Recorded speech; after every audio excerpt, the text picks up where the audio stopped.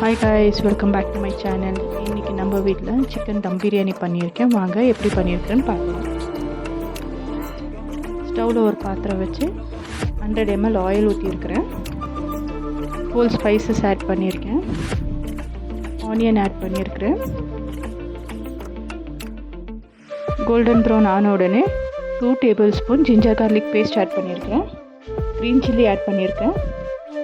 Chilli powder 2 tablespoon, தனியா powder 1.5 tablespoon add பண்ணியிருக்கிறேன். Turmeric powder 1/2 spoon add பண்ணியிருக்கிறேன். கைப்பிடி அளவு கொத்தமல்லி புதினா தலை ஆட் பண்ணியிருக்கிறேன்.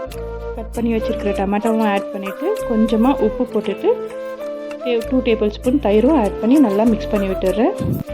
இன்னொரு சைடில் ஸ்டவ்வில் தண்ணி வச்சு தண்ணி நல்லா கொச்ச பின்னாடி நான் 2 கிளாஸ் அரிசி எடுத்திருக்கேன். அதை கழுவி அதில் ஆட் பண்ணியிருக்கேன். தேவையான அளவு உப்பும் ஆட் பண்ணியிருக்கிறேன்.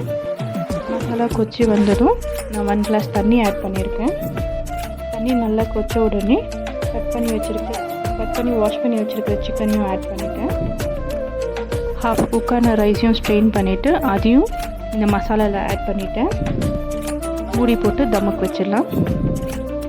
20 மினிட்ஸ் கழித்து ஓப்பன் பண்ணி 20 மினிட்ஸ் கழித்து ரைஸை தம்மிலேருந்து எடுத்துடலாம். ரைஸ் நல்லா குக் ஆகிருக்கு. வாங்க ஒரு பிளேட்டுக்கு சர்வ் பண்ணிக்கலாம்.